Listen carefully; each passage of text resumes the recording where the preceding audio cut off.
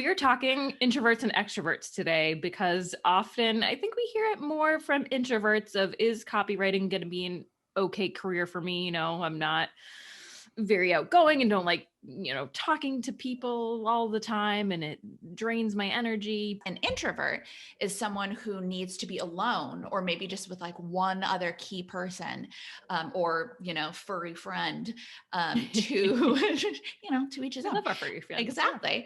To get that energy back and to recharge. Is copywriting appropriate for introverts? And if so, how can they make the most of the career? Yeah, great question. Obviously it is. We're proof that at least half of us. At least half of us is. And so much of it too, I wouldn't be on this podcast right now if it hadn't been for practicing and getting really, I don't want to say really comfortable, but more comfortable as time goes on. And I think there's also a confidence element too, regardless of introvert, extrovert, of feeling confident in what you're saying and feeling like the expert. So practicing though, the only way to get over kind of the worries, which don't worry, segue into that. There's so many things we can worry about, so many what ifs and this and that. And the key is to keep moving forward and taking those actions you need to take.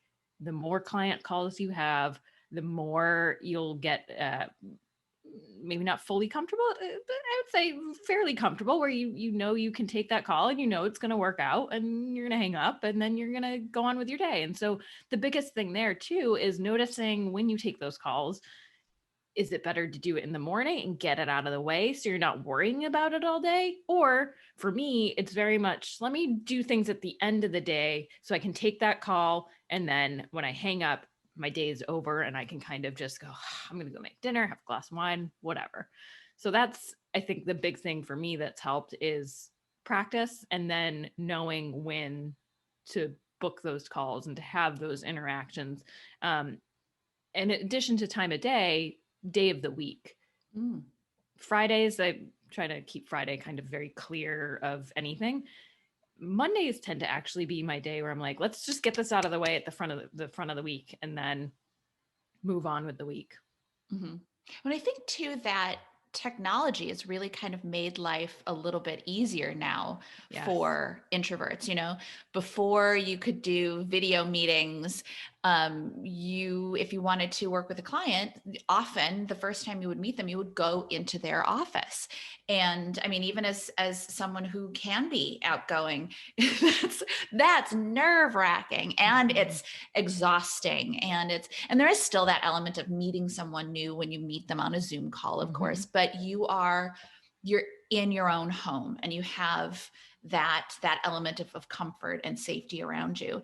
And you also, as soon as you're off the call, you're done, you're off, you can turn off that interpersonal work that you have to do. And the thing is too, is that because copywriting is a flexible career, you can freelance all the time, full time, if you want to, or, if you want a non-staff job, you can absolutely get that as well. Or you can contract, where you go into an office and you can kind of, as you and I have said many times, we've bounced around with all of that. I mean, we've always freelanced, but we have also been on staff, or we've also been contractors, and you can kind of figure out what works best for you. If you think, oh, maybe I want to go into an office, and you try it out as a contractor, and you're like, yeah, actually I'm an introvert, but I'm really enjoying, because I do so much work by myself at my desk that it's okay for me, that when I do get up and interact in a meeting or something like that, I do so much work by myself at my desk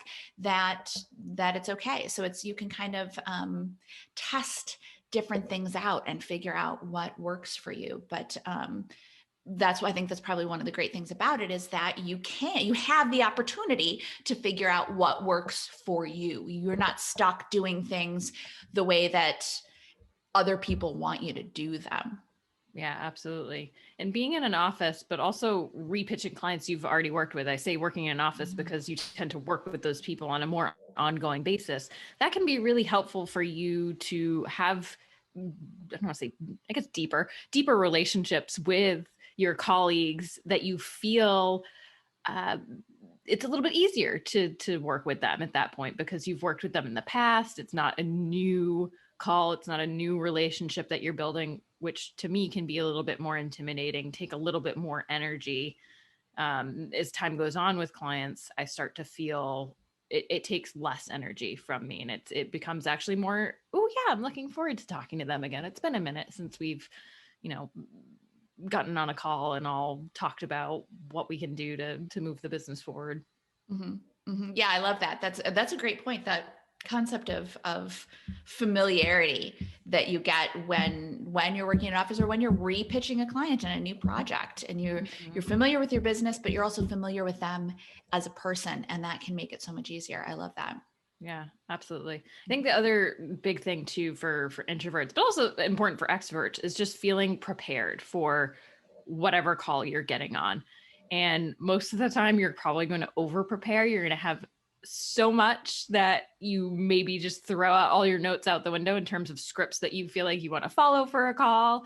And you realize, oh, I can actually just have a conversation, and it's actually natural, and it doesn't have to be made out to be as big of a deal. And because we make it out to be a very big deal in our heads, which it is. You're getting on a call with a client, you're super excited, you want to land the client, it's important to you, but it's also not an emergency room. It's not this. Yeah, the stress level doesn't have to be up there. It can be a little bit of stress is good, right? It motivates you, gets you fired up, but yeah, take it down. So preparing though, you can feel at least, okay, I've got it all. If my mind goes blank, and if whatever the worst case might be, I can fall back and look at my notes and say, oh, hang on one second. I had a note and I want to make sure I get this point across, or whatever it is.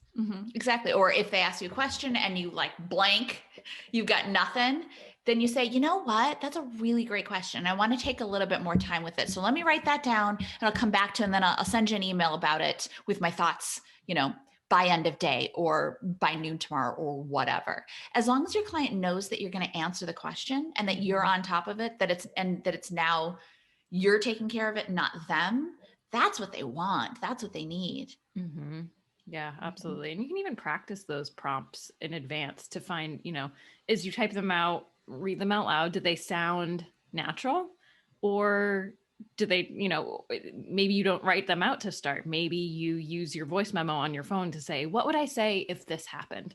If you are the type of person where you have a lot of what if scenarios and you can't get those what if scenarios out of your mind, you have to be prepared for every what if scenario. Give yourself that practice then. Say, if this happened, what would I say? What would be my response?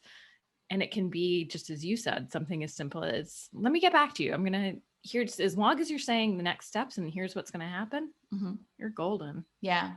Yeah. Well, and we say this a lot, but I'm going to go ahead and say it again, just in case this is the first time somebody's heard it, or if they need to hear it again. You don't get confident before you take the action. You get confident by taking the action. So you can't sit there and wait for confidence before you schedule that client call, because that's not how the confidence is going to come. It's not going to be bestowed on you magically.